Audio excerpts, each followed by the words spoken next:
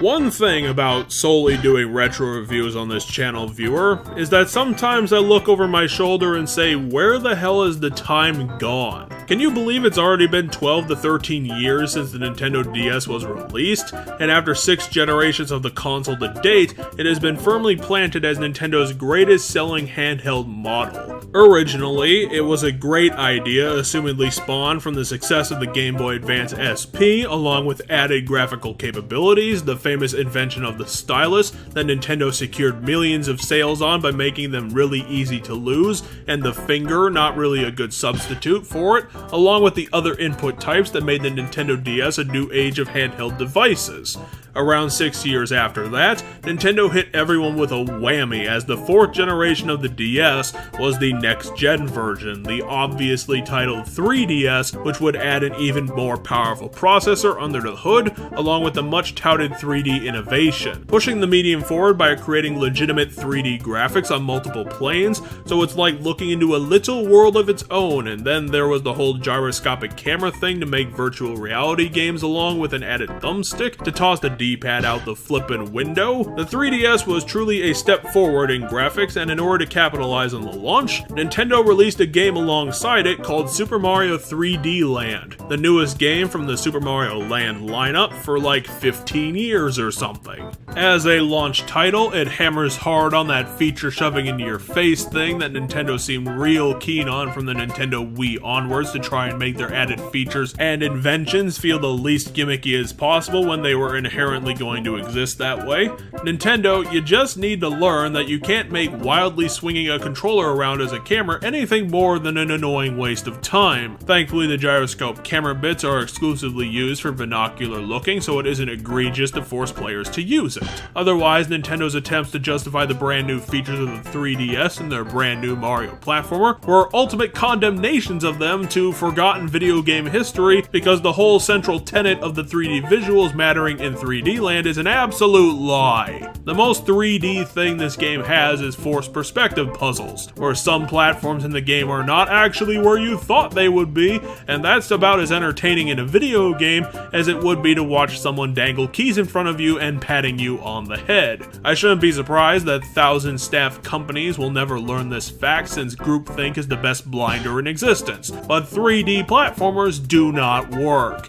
I mean, they do, but you have to work fucking hard to make it happen, and in a lot of cases, it's wasted effort when you could have hit harder with a 2D version of the screwed up product you actually made. 3D Land isn't the fiddliest platformer in existence, but there will be times that you end up dying just from misjudging where the platforms are in that lovely Golden Axe way, where you end up getting killed by dudes just because you weren't pixel perfect sideways to where they were standing. It's a good judgment for what you are gonna get with the game overall, since the game starts badly and just gets worse as it rolls downhill. If you didn't know this from the other videos we've done on how the new Mario series has ruined the Mario series overall, then it shouldn't fool anyone to know that Nintendo in 2011 still has no writers on staff, and I'm pretty sure only one person got credited for voice acting in this game, which in of itself is a feat when the dialogue is simply a person saying one word in 3 different ways, and that person is goddamn Princess Peach, so what the hell does that say to quality assurance or even design sense?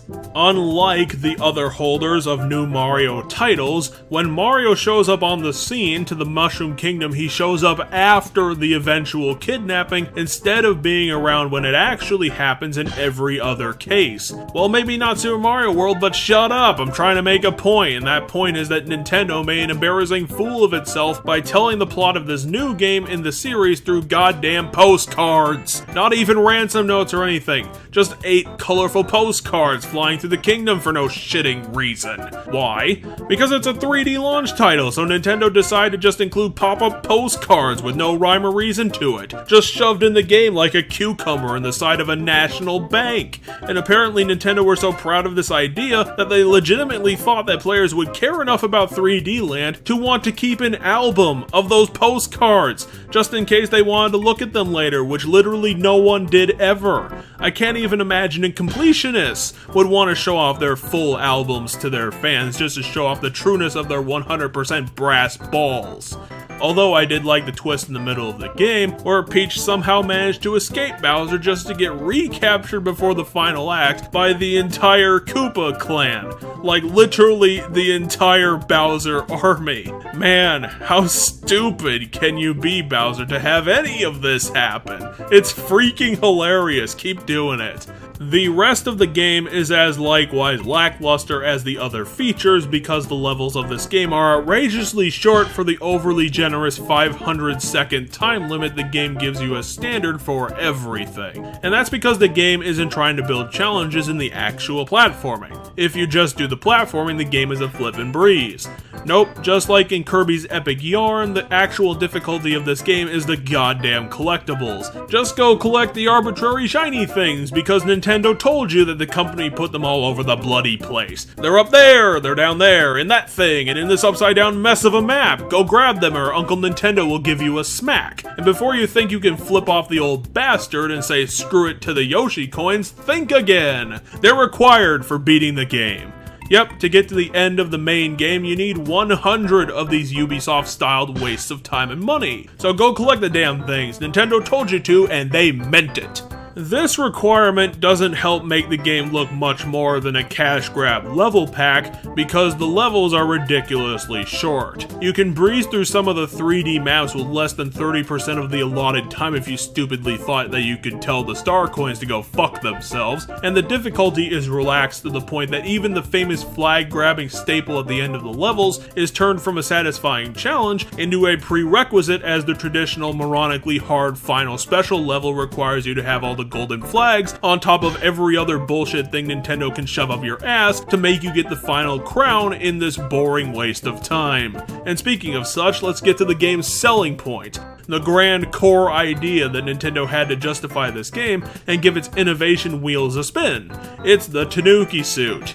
Yeah, that thing that debuted in Super Mario Bros. 3, a game so old that at least 4 other titles have taken direct influence from it as a design mentor. And in spite of the poor excuse the company had for a USP, they went with the idea at double speed and put the power-up leaf on everything. Here, put it on the enemies, put it in the boxes, put it on the boxes, put it here and there, and even on the fucking trees. We need to strap this tail to literally everything to show how exciting this game can be. God damn, Nintendo, how blind do you have to make the 100 people who worked on this game to manage to poo out such a massive turd? The game is quite literally a joke with no punchline. It's the game that epitomizes Nintendo's attitude of thinking their fans are idiots who will buy anything they make even if it has no new ideas, no attempts to be interesting or unique or ultimately do anything. It's another Mario game, $40 please. The same formula, the same level types, the same go with the flow nonsense with nothing added, nothing done, and certainly no 3D effects justified. Everyone plays with their 3DSs with the 3D turned off, because to make it actually work you need to hold your head at precise angles, otherwise the image janks up, which isn't something you want when quick input is needed. So what's the damn point in any of this, Nintendo? At least with the other launch titles, Super Mario 64 or Super Mario World, you were able to show off the new power of your consoles and also remember to make the game fun too. But here in 3D land, you started with the launch title thing and then ended the 9-month development with nothing left for the fun. No, getting all the collectibles is not an acceptable substitute for challenging levels. In any case, go collect all the pointless bullshit because reasons is not fun. It's annoying and not the point to which anyone picks up a platformer game. Do you really think people would still be playing Super Mario Bros. 3 co-op style if the Bowser's Army levels didn't rightfully kick them in the head? Oh, and I saved the best for last. The personal insult that 3D Land was to me, and how it carried the Super Mario Land name right into the drowning end of the pool just for the sake of a quick buck. How dare you, Nintendo, take a series built off of some of the greatest creativity spawned in Mario's early days and slap it on a title that does absolutely nothing for anybody. You kill this once grand series of monochrome jumping titles, and for what? Some cheap profits off the 3DS hype train? What kind of monsters are you to which are the literal sellouts, only looking for money and then spending none of that imagined cash on the game you were actually making to entertain people? Sure, the game looks nice and it has a decent soundtrack, but it's like putting lipstick on a dumpster fire. There's no point to a game being aesthetically pleasing if the core product is rotten and shit smelling. The new Mario series that Nintendo has been putting all of this faith in is one of the worst ways that the Mario series could have turned, which has only benefited from its ability to look at the Sonic series and say to itself that things could be worse. Sure, this game isn't a full-blown disaster, it's just boring and stupid, a game made with no talent or effort just to wring out some dollars, yen and likewise. But that cash grab stunt was pulled on the shiny motorcycle known as Super Mario Land, which did experimental and unique things with the Mario series and had the potential to do tons more. But can't now that Nintendo crashed it into a wall on a downward spiral of incredibly boneheaded design moves in this period between the Wii and the Wii U, where apparently all the executives were taking loony pills and sticking their fingers in their ears. This game has no reason to exist. It doesn't add anything or does anything as an entertainment product. It just sits there like an insipid frog or caterpillar, waiting until you slap it away to move on with your life. Fuck this game, and fuck the fanboys for defending it. 3D Land can go sit next to Super Mario Sunshine and burn for all I care. I'll slam the door on this video after I set up this final scoreboard.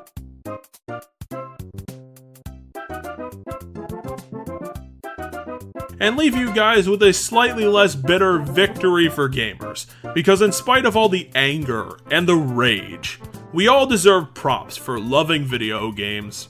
See you guys next week.